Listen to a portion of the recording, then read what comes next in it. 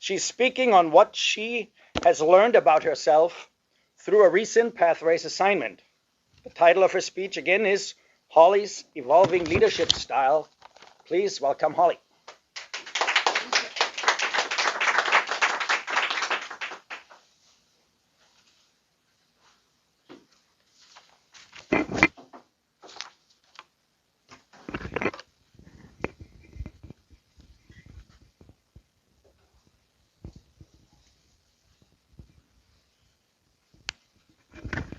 It's going to go in my pocket.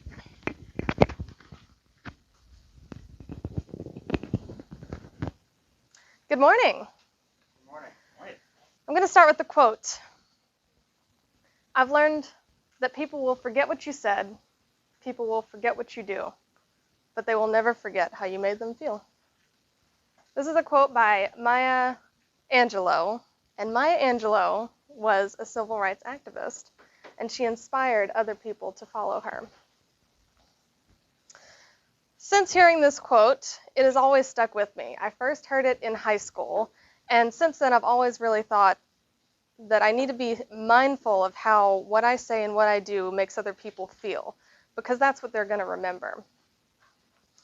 So sometimes I'm better at this than others, but that's probably what growing's all about. And as I grow in my career, I'm going to begin leading and hopefully inspiring lots of people and businesses.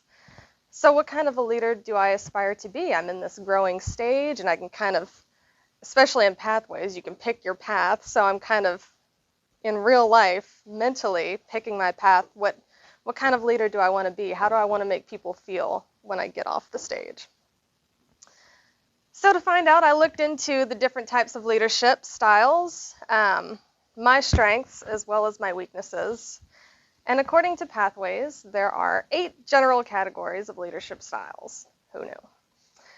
First one is affiliative. This leader emphasizes teamwork and harmony, and they motivate by creating a personal relationship with their team members. Altruistic. This leader leads to better serve others and focuses on active listening, empathy, commitment to building community. Authoritative. This leader focuses on end goals and motivates by inspiring enthusiasm for their mission. Bureaucratic. This leader enforces rules and motivates by discipline and demands immediate compliance. Coaching. This leader concentrates on preparing individuals for their future by building their skills and motivates by challenging the individual. Democratic. This leader is comfortable allowing others to occasionally take the lead and motivates by providing opportunities for participation. Innovative. This leader shares a vision of the future. They pursue excellence, and they motivate by promoting respect for their team members' creativity. Pace setting. This leader focuses on productivity and motivates by setting standards of performance and then leads by example. So I'm thinking of all these leaders, and I'm thinking of all these categories, and I can think of quite a few leaders that I've come in contact that have one or more of these qualities. And some of them rub me a little bit wrong, and some of them rub me a little bit right. So according to the Leadership Styles Assessment through Pathways, I'm a democratic, coaching, and altruistic leader. So what does that mean? I generally rely on consensus decision-making. I like to use collaboration and communication to receive input from my team members. And I excel when individuals or groups that haven't yet reached their full potential. I usually communicate with positive statements that hopefully foster a high level of personal gratification. I can be effective in creating a positive culture and promoting high morale. I'm most effective when the knowledge of the entire team is needed to solve a problem or make a decision. I personalize approaches to meet the individualized needs of the team, and I'm optimistic and open-minded.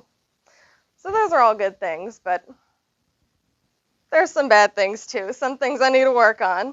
So sometimes my leadership styles can be ineffective, and I think it's really good to address those, especially with my Toastmasters group.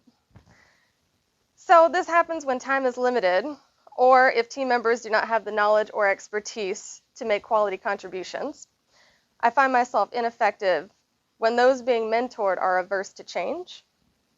I struggle with leading others when I have not been given sufficient time to build a long-term perspective. And this is something I really want to focus on, the long-term perspective with my career, with my life. Just that's something I really want to focus on, maybe by the end of this year.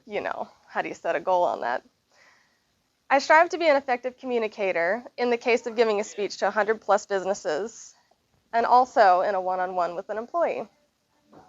I hope to one day be someone like my boss who leads by example and demonstrates high integrity.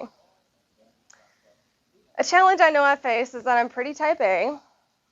If I know how to do something, my first inclination is just to do it instead of teaching someone else how to do it. And this is really going to be an issue because at some point I'm going to physically run out of time to do all of the things.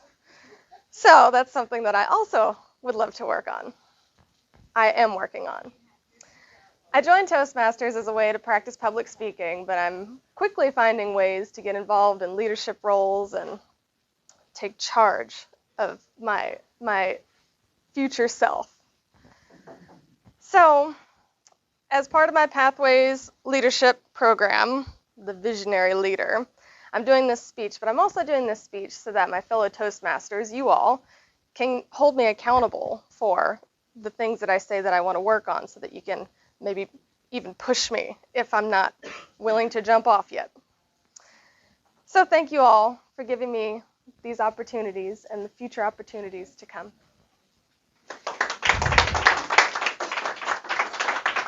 Thank you, Hollie. Thanks.